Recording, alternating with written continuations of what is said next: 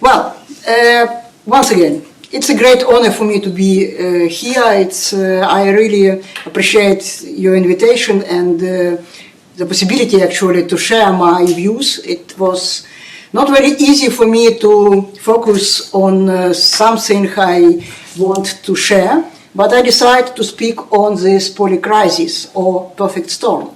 So why actually I decided to speak about this? Because we all know that we live now in this multi-crisis, different, in fact, different, let's say, nature, but they definitely interconnected.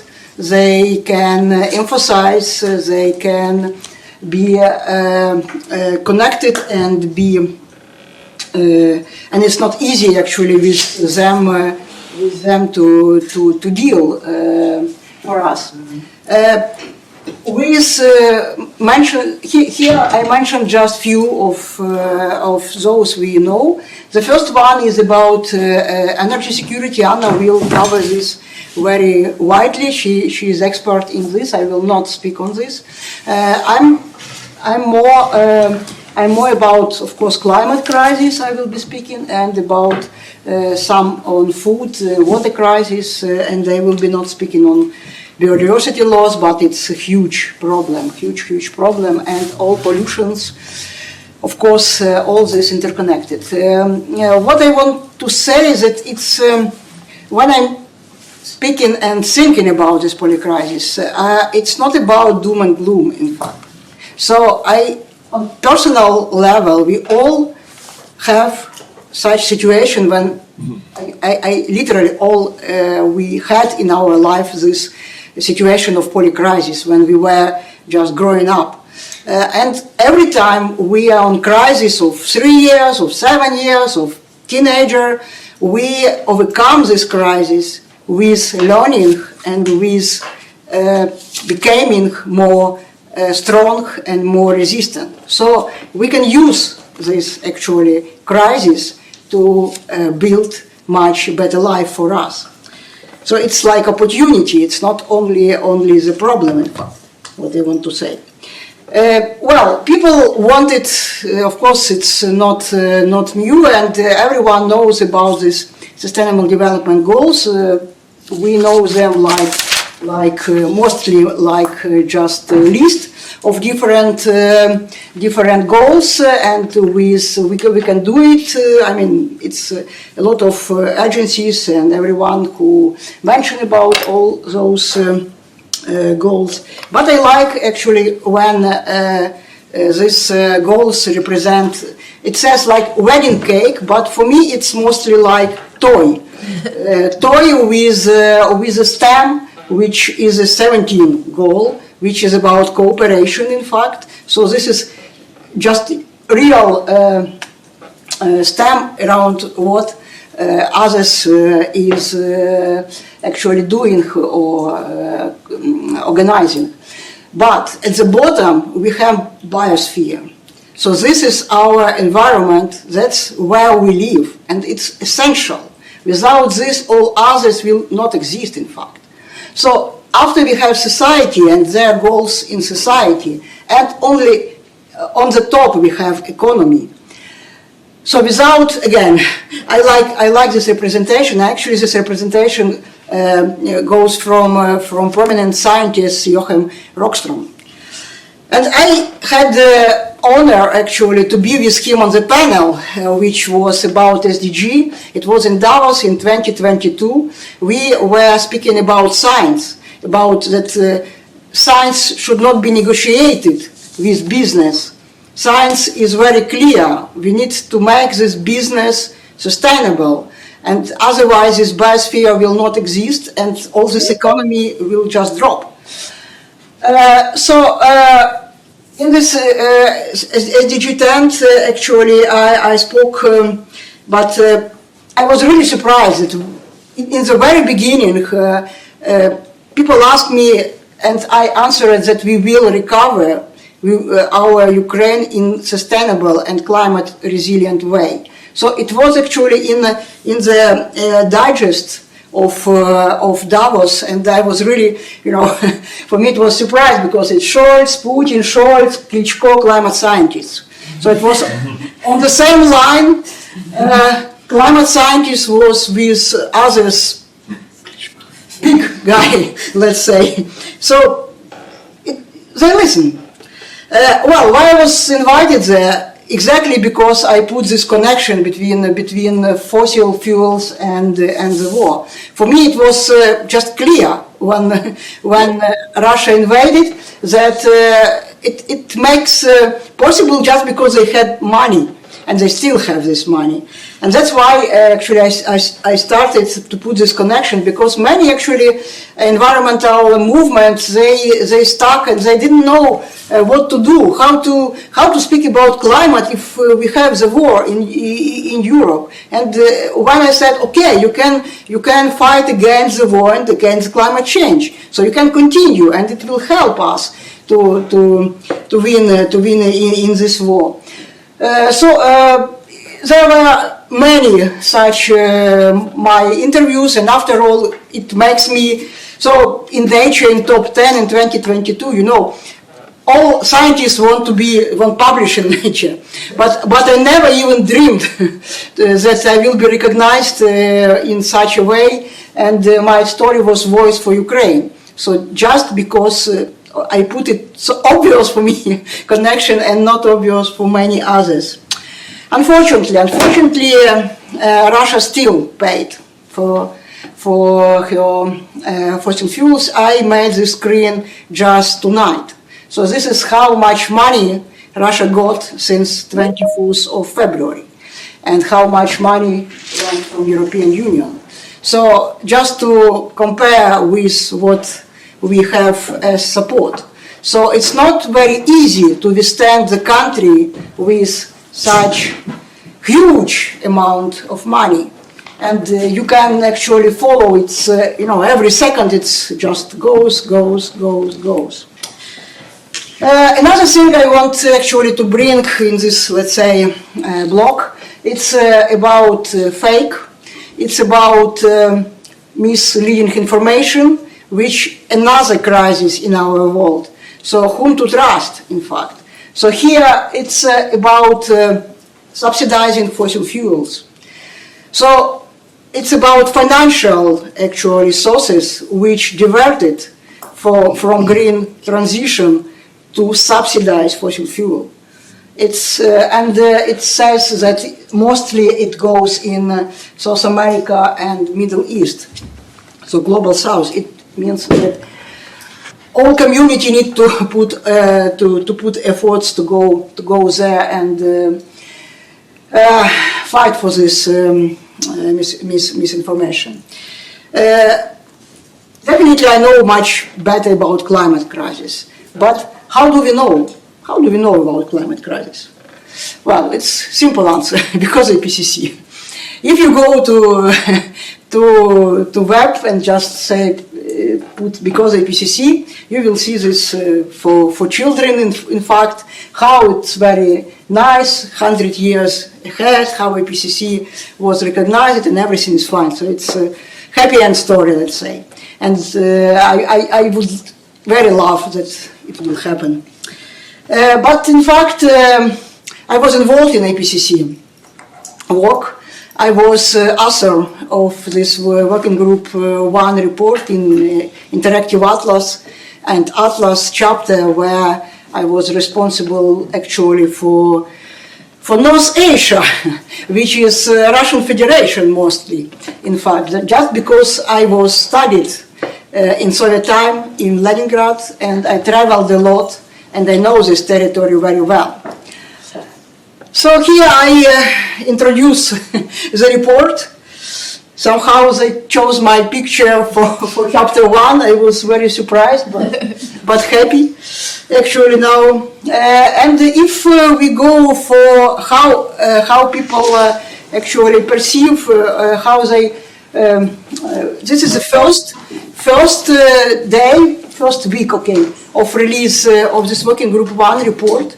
And you see how many countries, so all the world, all know, and in every country, literally, there was some publication on this achievement. So in many languages and in many social media, so people know about climate change.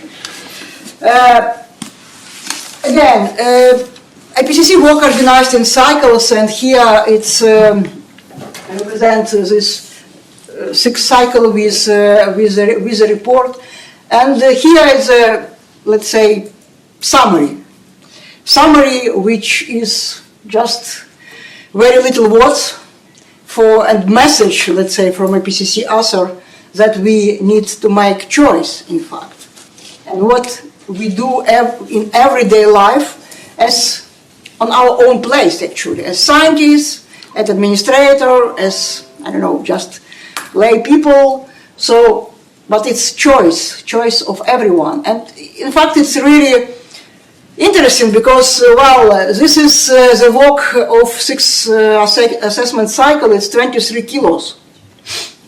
I still don't have my copy. They cannot send it to IPCC to Ukraine, but you can imagine how much the best science in this report. But after all, if people ask, what do you scientists think about this? Scientists says about choices, and we will actually do this.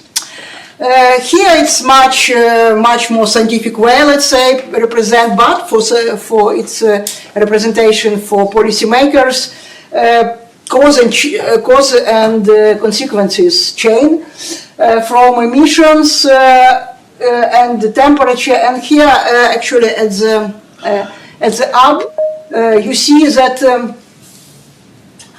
actually anthropogenic warming is about 2 degrees, and then we have anthropogenic masking. So it's aerosols and it's other atmospheric small components which actually mask effect of warming. So overall effect is 1.1 there. I personally more like this one because here you can actually see more better this emissions, and on this emission line you can see all crises, economical crises as well, including this blip of COVID. So it's reducing of emissions during COVID time. And what I want actually to show here, which people not pay much attention, actually the rate of going these missions up. It starts from the Second World War. Definitely it goes much quicker, these emissions. So after the war, reconstruction and all development caused these emissions. If we go to concentrations, actually, you will not see it till 60. So 20 years after, so it started to go much quicker, so the rate accelerated there.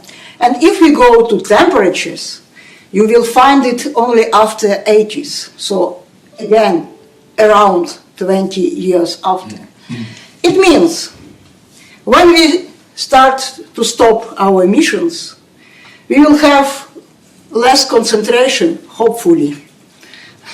We will see it not earlier than 20 years. And for temperatures, who knows? So we are really in crisis. If we will speak about continents, I hope it will start, or I will start it here. So here continents and countries, so we put it here in this way, I like it as well. And here Europe, and you have United Kingdom and Ukraine very close. It's very nice actually to see. But again, so it's again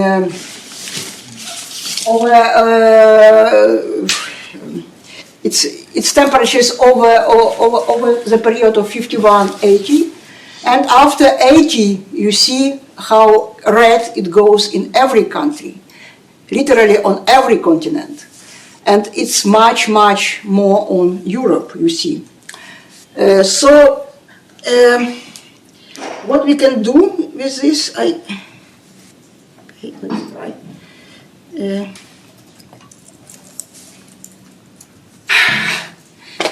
We cannot just sit here and look on the problem, so we need actually to do something.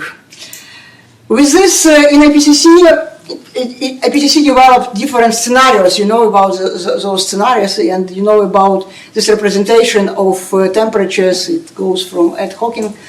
Very nicely recognize these different scenarios and how this warming will affect people who was born in 2020 and who were born early. So it really depends on our choices. And I very like visuals in order to just to show that how much in trouble we are. It's about oceans, in fact. So how much heat now we have in oceans, in water, which are accumulated, in fact, on our planet of the heat.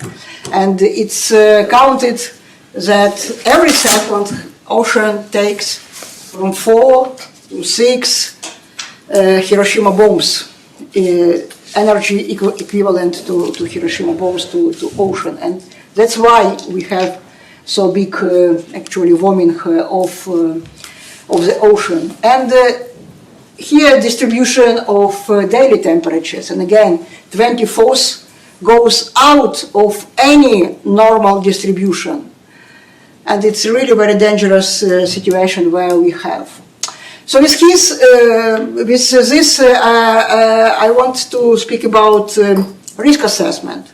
So that's where I work in Ukraine. And for risk in IPCC, it's very famous, this 3 propeller risk about hazard, vulnerability, and exposure. And in 6th report, it was introduced such kind of propeller with response. So we can do something with this, and we can interact with risk. And when we speak about risk, it's always about probability. And I remember myself sitting in Kiev with, windows put in some stripes, and journalists asked me, the first question usually was, are you safe? And it stuck me in Kiev with all these windows. Am I safe? No, of course I'm not. But just to explain them, I said, look, I'm a mathematician. I will explain you in probability actually function. So the probability I will be killed right now is low, but over 0. And the probability to be killed closer to the front line again is higher. If I will go out of the country, probability to be killed in the Russia-Ukrainian war will be 0. So it's about risk assessment, let's say. The problem is that risk, the same as a crisis, so it's a crisis as well. It can be aggregated, it can be compound, and it can cascade, in fact. And there are a lot of interaction between different risks of droughts, for example, which can cause wildfire and all others. So it's indeed very complex to deal, and in order to find the solution, so we need to understand the nature of this risk. As I said, I work in Ukraine, and I worked for this project. Actually, it's a European project where we, it's a big project with different components, and I was responsible for developing strategy and implementation plan of adaptation to climate change in 3 pilot oblasts, where we made this risk assessment for different climatic impact drivers in different categories like heat and cold, wet and dry, wind, snow, and coastal. So it was approach proposed, let's say, by IPCC as well. For Ukraine, so if we go to food crisis, yeah, which actually was associated with Russian-Ukrainian war as well. So we were learned that how many people actually in global south were and still depended on Ukrainian agriculture. So we made it's very recently actually. I guess it's first time I show this. If be honest, we still didn't discuss it even with ministry. But it's our approach how we do this risk assessment, taking into account all climate stressors. And in this case, we see that actually for the let's say the most pessimistic scenario, we have a problem exactly where we have front line now. So this again, so it goes over all others problem in this territory. If we go for livestock, it's even more actually vulnerable there due to more heat and less water in this territory. And I should say that this data didn't account for Krakovska destruction. It was calculated before. So we don't know actually how it will proceed. I, as physicist, can actually imagine that we don't have this big water body, we don't have evaporation, and we will have even less rain in this territory. So it will be exacerbated even more. And this just to show this about mean precipitation in our region. So it is again projections for Ukraine, where we see that let's say west part will be more or less okay, where east and the south part will be in trouble with the precipitation. So what's the answer? What to do? I understand that it's a lot of problem I already mentioned. So there is a way which we can say as climate resilient development, in fact. So if we take it into account, we have much more chances to survive this planet. So, and it's just one let's say, reason. So economic benefits for people's health from air quality improvements alone will be roughly the same and possibly even larger than the cost of reducing of avoid emissions. And it's clear from many economical assessments that investment in adaptation can prevent losses 200-300 times more than without those actions, in fact. Again, it's very illustrative for policymakers in this figure, where it's different futures just showed. And I like this figure especially because they introduce these shock events, illustrative shock events. These illustrative shock events could be like COVID, could be like war in any part of the world. It could be some major earthquake, or it could be tropical cyclone in some places. It could be actually wildfire like we have, because it's really disrupt. It's really stress the whole world. And again, it's about sustainable development goals. So if we go, let's say, greener, we have opportunity to reach some at least, not maybe all, but some. But if we go business as usual, so our world will be very, very gloom, I would say. So there are no easy solution for polycrisis. And with this, it's like, you know, we need to deal with this like with, on my opinion, as traumatic event. We all know now how it's in Ukraine. We all know that we first said no. So first our reaction, no, it could not be with me, it could not be with my country, it's not with my planet. But it is, right here, right now. And we are in the middle of this perfect storm. So we need to accept it. Then people start to think, okay, I will go for some other scientists, they will say me something other, that's wrong. Warming goes from beneath, from the core of the planet or something else. So we can do nothing with this. So some other theories, no, perfectly. Science is clear. Climate change caused by human. Full stop. Then people start, okay, we will try to find some solution, geoengineering. We will put some sulfur, we will put some umbrella. It will not solve the problem because we still will have acidic rain, acidic ocean, and all other stuff. We have extreme events, so it will not solve the problem. Then people go to depression, in fact, so we can do nothing.